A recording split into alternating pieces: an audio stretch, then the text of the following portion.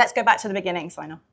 When you first started creating pieces for your home, because I know that's how you began, what were you really trying to bring to the world that you didn't feel already existed? I had one purpose in mind, and to present our heritage in the most contemporary way and palatable to everyone.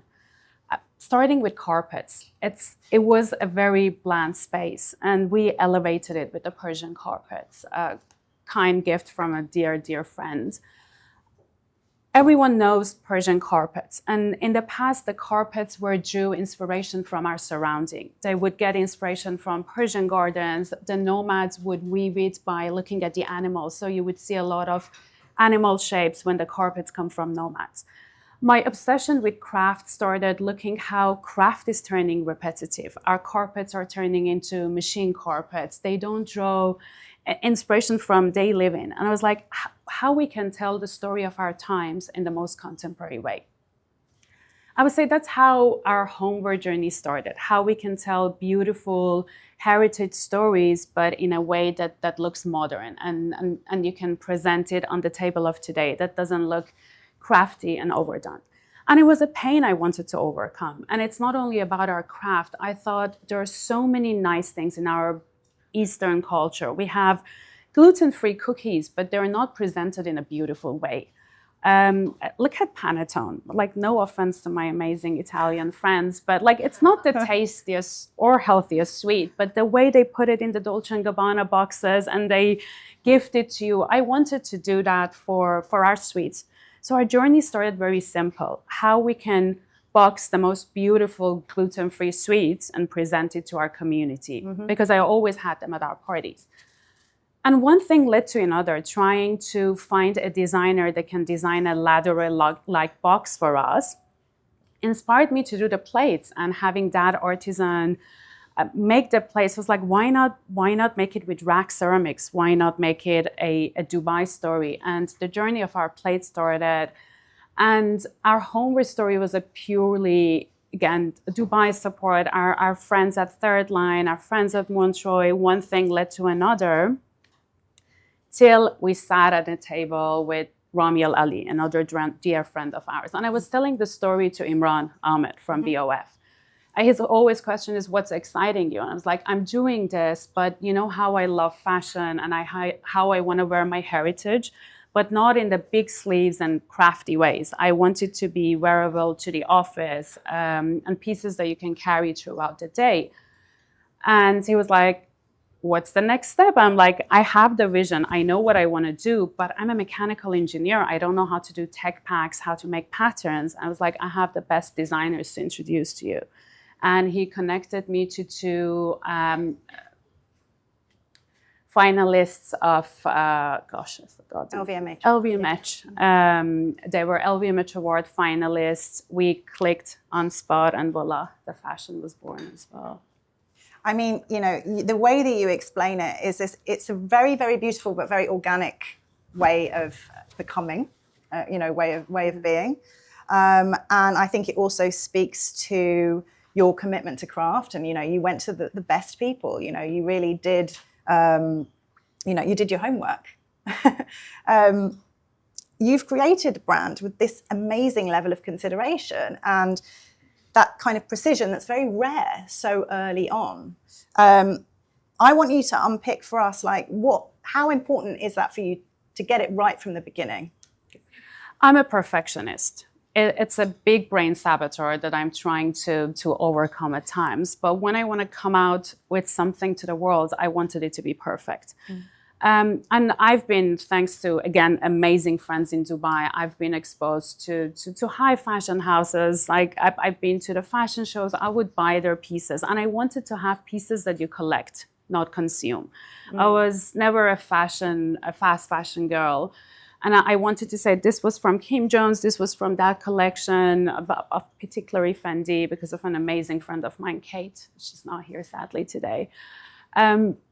So I've been consuming, or I would say collecting fashion, the same way that I collect art as well. And I wanted to bring a more accessible version.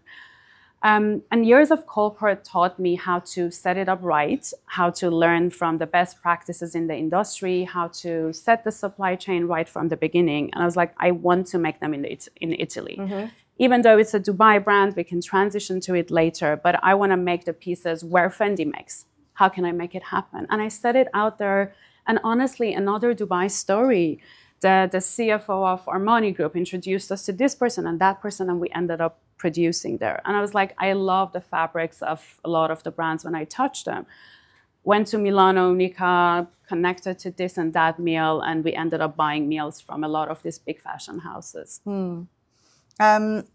I want to just take one step back and ask you about how much you put yourself and your lifestyle at the center of this brand, because I think it's a very, very special brand, and I'd love for our guests to understand how the pieces have come to fruition, but from your perspective of how you see your life as a woman. I had one motto. I want to have pieces that carry throughout the day, because I wake up in the morning. Sometimes I go to a breath work or I go to a workout class, and I just wanted to have a simple white shirt that you wear on, but I don't want to have another bag of gym to wear it. So I would pop it over my workout outfit. I go to work, then I would have a meeting at Arts Club and I would wear it. And sometimes I have the same dinner at the same location. So I want to change it up and wear it. So I wanted to have pieces that you can carry throughout the day. And I didn't want to have a large closet. I wanted to have pieces that you can mix and match. You know, a shirt that you can wear with a pair of shorts, the shirt that you can tuck into a skirt and make it official. You can throw it over a cape and go to meeting with UAE officials as well. Mm-hmm. So the perfect wardrobe then. I think that, you know, we spoke about your job in the corporate world, or, you know, introduced you and what you do, but you just mentioned that you know you'd go from here to there and you'd go to a breathwork class, etc. And I think that duality is also what makes your brand and you as a leader and a founder very, very special and very interesting. You know, it's a motif that runs through your life, you know, that, and I think that it's something that maybe a lot of women feel quite seen by, you know, the soft and the strong and the masculine and the feminine energy. I would love for you to tell us how you've harnessed both sides of yourself in that way. I would say it was a journey of healing and self-discovery triggered by pain. But for years, my masculine brain served me so much. I studied mechanical engineering, MBA, took a job as an engineering designer of compressors in a factory in Duisburg. It's like the most industrial place. And I could not be myself. I had to flex my style to be masculine. In Germany, showing up with red nails or long nails on a factory floor, they would call me Tussi Tante, and they would easily put you in this criteria that, like, if you take care of yourself, they can't take you seriously. And I think with that messaging, I started to become more masculine. I was not a woman that leads with heart. I was a woman that competes, that is very strong, that is very harsh to the point, very frank. But again, that masculine brain made me the youngest director at Siemens. That age, I was leading a huge engineering department. I was in the rooms that, like, at the beginning they thought I'm the assistant, I'm taking notes, but I was like, I'm managing them. Like, I'm the big boss here. But that did not translate very well in my personal life. I was full on fight-flight mode on cortisol, very fidgety, very agitated. Like, my body was always tense. Anytime I would go to a massage, they would say, like, your shoulders are very tight. And it would reflect in my relationships as well. You know, I had a lot of fun friends. I was the fun person to be around. Saina was the one who always knew the perfect table, the perfect hotel, the perfect thing to do. Would she enjoy? No, very much so. And that very early, so I've gone through a lot of pain, but never, like, I've lost friends in an accident. I had cancer at age of 21, like a tumor around my spine that affected the way I walk. Did that wake me up? No. I would say what healed me was a slap I got from an ex that lasted a few months. Bless him. Like I always say, it was the best wake up call, because that would put me on a healing journey. And I sat in front of a therapist, and the first question was like, why did you let that happen? And I realized I did not love myself. For years I put this facade of a perfect girl on, that she looks good, she's always dressed to perfection, she has this shit together. It was like deep inside I did not love myself.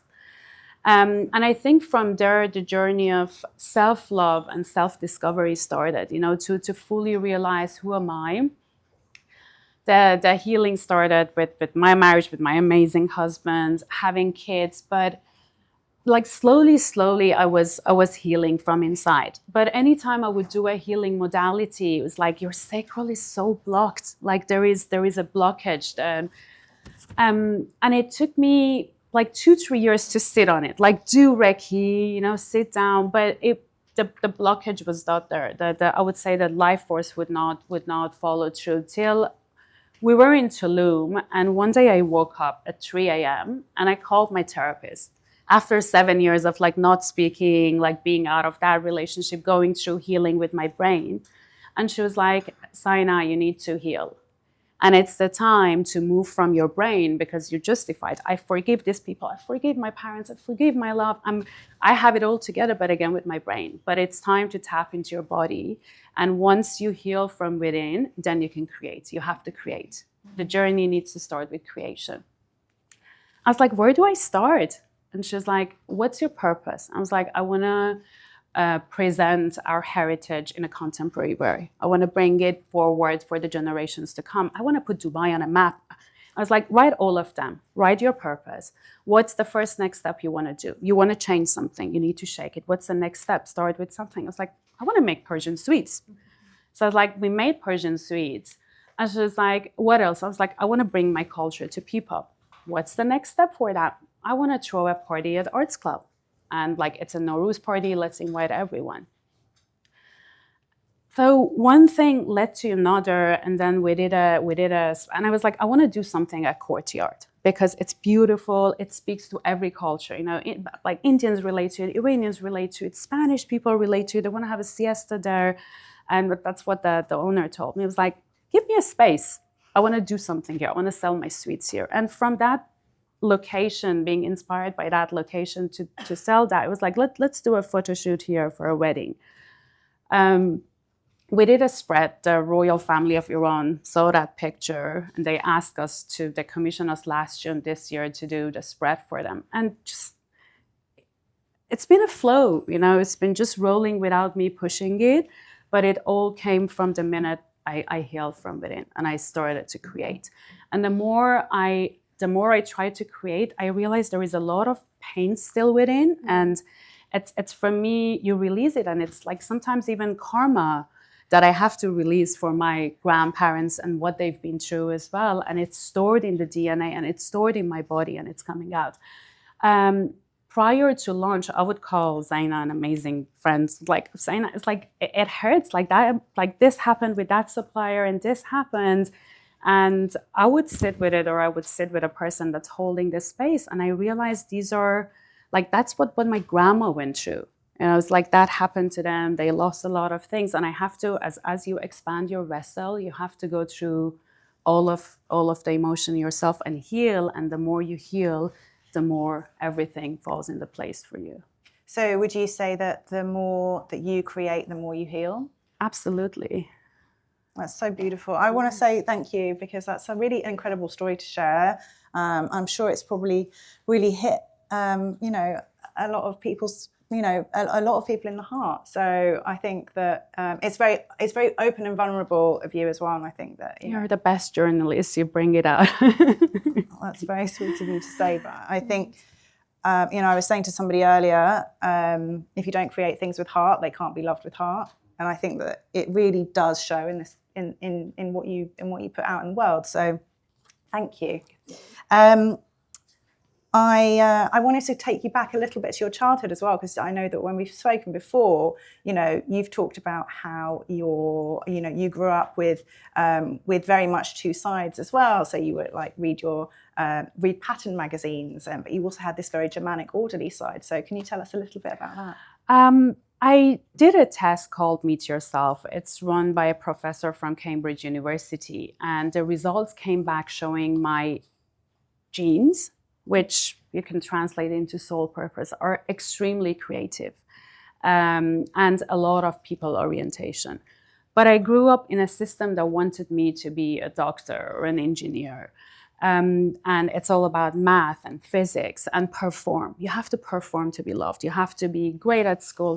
That's the feeling I got, at least. You know, you have to be at top of your class. You have to be great at sports. You have to just constantly perform to get the love do you want. And at times it made me the perfectionist, a bit of a miserable 20-something-year-old that I was. But now it's like, what a gift. Because that taught me how to have organization, how to work with integrity. That got me to Siemens, and Siemens taught me process orientation, leadership. Siemens taught me an incubator to work as a leader, as a mini CEO, gave me a P&L. I'm like, how I'm running my business from end to end, you know, how I'm going to pay the salaries of the employees, how I'm going to answer to our CFO, where my profit lies. And a lot of it goes back to childhood. And maybe now I'm definitely grateful that I could not paint, and I could not be the singer, and I could not be the fashion model that I wanted to be. We got stuck in Iran for a good chunk of my childhood. And my parents were not very pro-government, not very against government. So we could not even watch TV. And it was the days that internet was not big and satellite TV was not there. So I would entertain myself from pre-revolution magazines or the magazines we brought back from Germany. And the second it opened up a bit, I was just look at Project Runway, and I would imagine like I'm the designer. I was like constantly I was challenging myself. And I think at the beginning of a marriage, I would force Shaz to watch all of these with me. Lucky boy. So it was always in me, but it's the journey of becoming. I'm grateful that I became a mechanical engineer, went through that to be able to create something from heart, from knowing exactly what I want and what I want to add to the world, that just like pieces of paper or craft or clothes.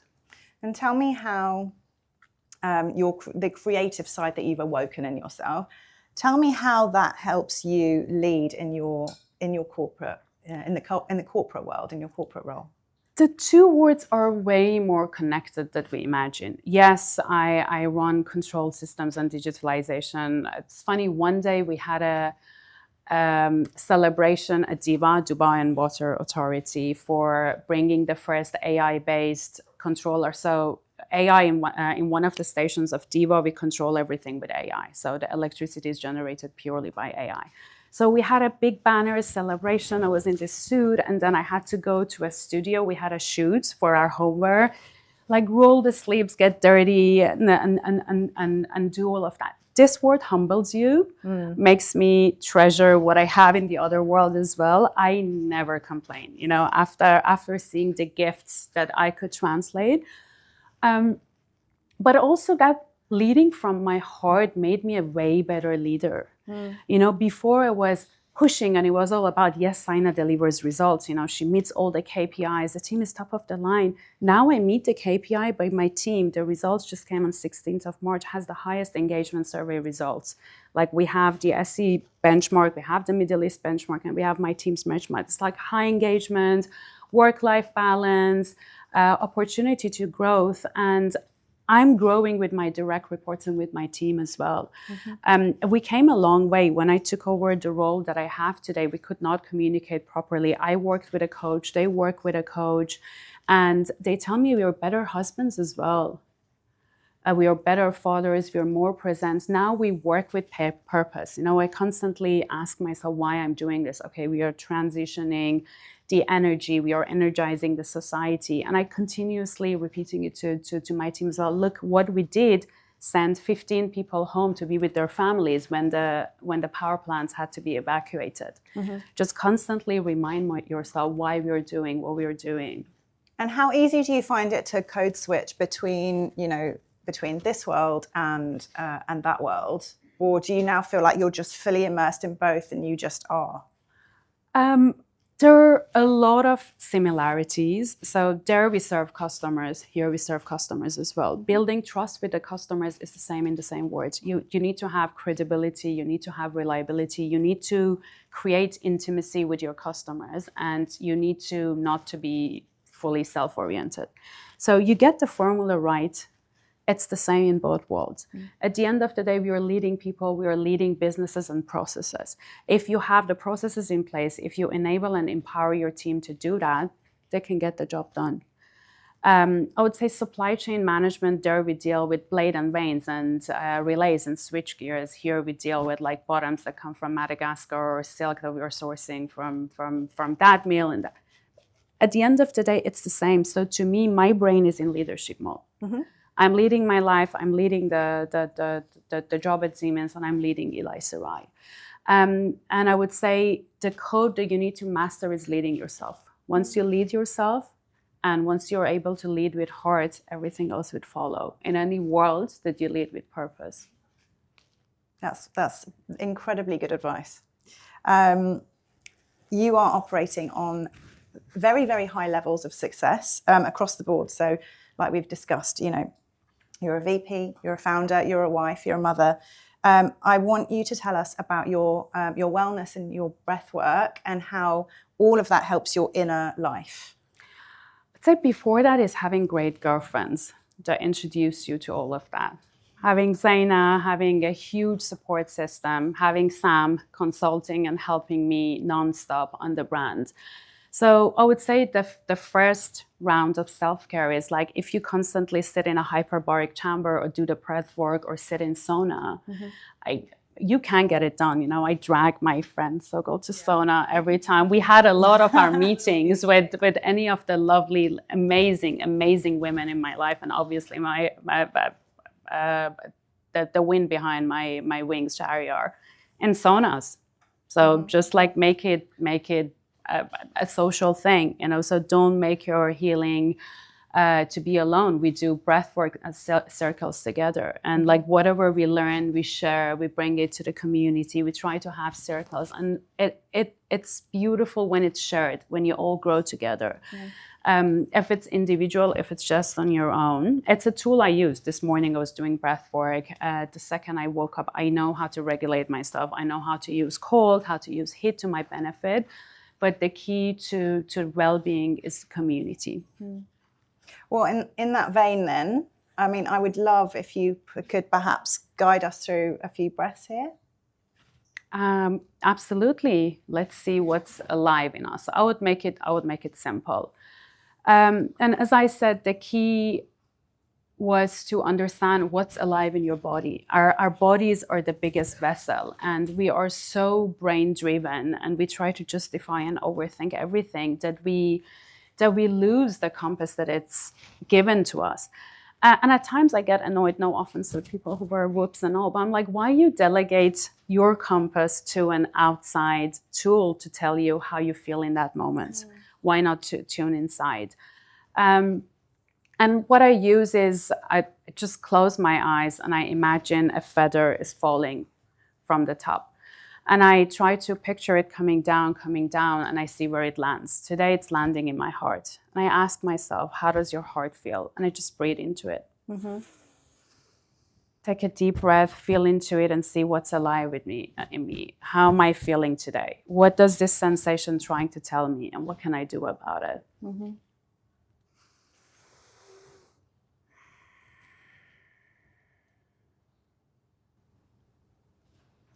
And I thank my body and my breath at the end. That's how we connect to the present moment, the breath and our body. And the more we treasure it, the more everything around us would fall in place and align.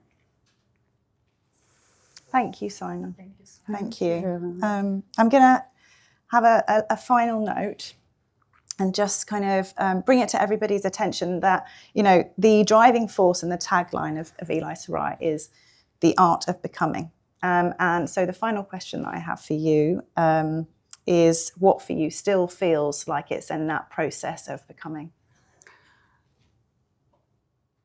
I want people to feel the culture. I'll copy it from Imran again, the Big South. We have so much to offer, from Uzbekistan to Samarkand to Tajikistan. The world has been so commercialized and cookie cutting. You know, you travel everywhere, it's the same restaurants, and it annoys me. You know, you go, it's like the Alpium that opened this year in Marbella, and it's the Zuma, and it's just like, what happened to feeling and tasting the culture? What happened to going and discovering fashion brands in the main streets? Why everything is the same? And the same applies to hospitality, the spas as well. I don't want to see a big brand spa. I want to see a banya. Like, I'm obsessed with Russian banyas for people. You know? It's like, yeah. And so the Persian is very soft. So we do a lot of bodily scrubs. It's a lot of rose water. It's a lot of henna. But I don't want it to be limiting to one culture. I want to have a banya where you can put rose water on your skin. I want to have a banya that after they scrub you, they add henna.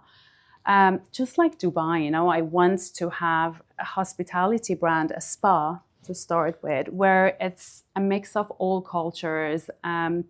Why not have your skin cleaned with silkworm instead of those harsh scrubs? That's something Japanese and Chinese have been doing for many years. Why not use what comes from the ground? Why not use ghee, aged ghee that you beautifully have, to moisturize your body and things that have the frequency of our earth, instead of just like adding more and bottling more and packaging more? So to me, I think if I can have a place where everyone can come and experience, holistic is so overused, but like, why not sit in banya and breathe with drums that come from Africa, and like put items on your body that can come purely from earth? That's something I want to do. I want to have people walking to a hotel where they walk over a Persian or Turkish carpet, where they experience a different spa and sleep on cottons from Portugal, because they have the best.